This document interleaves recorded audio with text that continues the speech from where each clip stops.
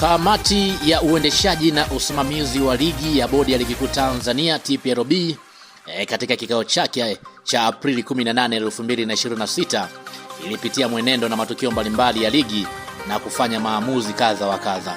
Moja ya maamuzi ni kumfungia mchezaji Mudathir Yahya wa klabu ya Yanga ambaye amefungiwa michezo mitatu na kutozwa faini ya shilingi milioni 1 kwa kosa la kumpiga kiwiko mchezaji wa Pamba Jiji Ibrahimu Abraham wakati wa mchezo huo ukiwa unaendelea kwenye uwanja wa CCM Kirumba jijini Mwanza.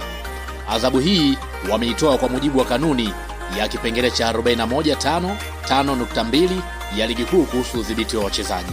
Sasa wengi wamejiuliza ni michezo gani ambayo Mudathir Yahya ataikosa baada ya kufungiwa. Kwanza atakosa mechi ya dabi ya Kariakoo dhidi ya watani ambao ni Simba, lakini pia atakosa mechi ya tarehe 6 dhidi ya KMC.